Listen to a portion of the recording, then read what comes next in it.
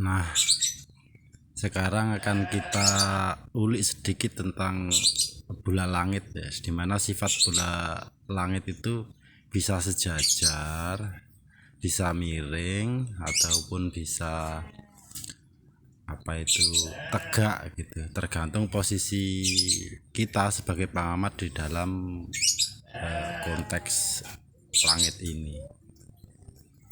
Jadi misalkan kan ini kan sebagai titik semesta, katakanlah seperti itu. Jadi pusat tata surya di sini bumi, terus kemudian dikelilingnya ini ada rasi bintang, ada yang namanya Aries di sisi utara gitu, di kutub utara itu jadi acuan. Makanya kan dalam penghitungan sudut deklinasi itu kan dikenal istilah negatif positif. Jadi yang di belahan selatan itu negatif, yang di belahan utara itu positif gitu. Misalkan posisi pada bulan Maret gitu kan, posisi 0 derajat itu di Aries gitu ya. Terus ketika setelah melewati khatulistiwa itu matahari di posisi selatan gitu kan negatif gitu. Jadi itu disebut LS, LULS. Terus garis yang searah ekuator itu pembagian bumi bujur barat bujur timur. Kembali ke pemahaman tentang semesta atau bola langit ini menjadi penting. Jadi pergerakan apapun, benda-benda kosmik di semesta ini akan berdampak pada bumi. Besar kecilnya pengaruh itu tergantung dari jauh dekatnya jarak, kekuatan gravitasi.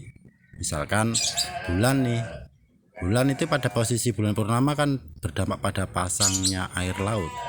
Kalau pada bulan mati berdampak pada surutnya air laut. Ini penting bagi nelayan gitu. Maka sistem kalender bulan itu yang di masa kuno itu sekitar 17.000 tahun yang lalu ditemukan ada di Prancis sana, di sebuah gua itu, karena memang pentingnya sistem penanggalan sebagai metode untuk mengetahui posisi kita dan pergerakan kosmik, efek-efeknya terhadap kehidupan di bumi. Nah, bagaimana Imlek itu yang dirasakan orang-orang Cina di seluruh dunia itu selalu bertepatan dengan musim semi. Jadi begitu juga dengan perayaan Paskah itu juga bertepatan dengan musim semi, meskipun dalam sejarahnya terjadi konflik penentuan kalender karena kepentingan kekuasaan di era Maximus atau siapa itu. Tapi toh titik pentingnya itu semuanya menuju pada pentingnya penentuan sistem kalender. Kalau yang di Jawa ya mongso itu, kalau di Arab ya musim-musim yang sudah disebutkan di ini lalu gitu. Jadi semuanya ini secara lokalitas mempunyai sistem penghitungan sendiri, meskipun toh sekarang secara internasional itu Gregorian yang berlaku sebagai kalender matahari.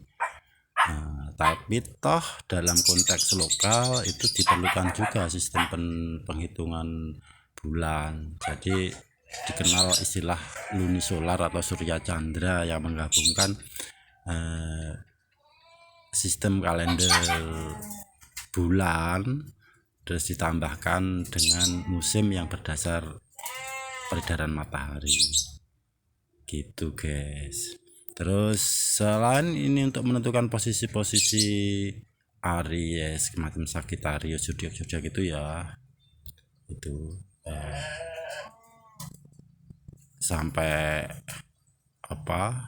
melingkari bumi. Katakanlah bumi di sini tuh kita lihat di langit-langit ini kan selalu ada bintang-bintang gitu.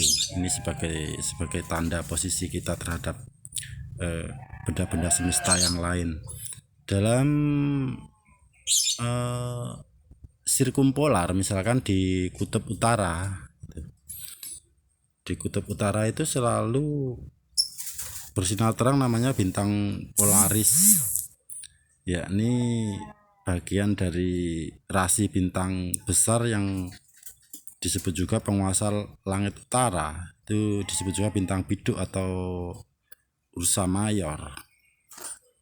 Itu sepanjang tahun akan terlihat di kutub utara, sehingga bisa menjadi penunjuk bagi pelaut-pelaut di seluruh dunia, terutama di masa lalu belum ada sistem navigasi modern gini ya. Kalau arah utara itu rujukannya bintang biduk itu. Terus kalau yang di arah selatan ya ada bintang pari, bintang layang-layang itu kalau di kita, dan konstelasinya lebih kecil. Terus ada ini untuk arah timur atau tenggara gitu bintang kepala jengking, rasi bintang Scorpio. Terus yang disebut juga bintang kelopo doyong gitu kalau di kita, atau bintang banyak angkrem. Iya, unik. Terus ada bintang Orion atau yang disebut bintang Luku kalau di kita, yang disebut sebagai sang pemburu. Jadi berada pada posisi arah barat sebagai sebagai penunjuk bahwa saat itu dimulai musim mengolah tanah. Itu makanya semuanya berkaitan dengan musim dan mongso itu. Kenapa kita yang di Jawa enggak mengaktualkan kalender lunisolar untuk menentukan musim dan ini bulan gitu, karena sebagai negara agraris gini ya, maritim gitu kan penting itu kelautan dan pertanian.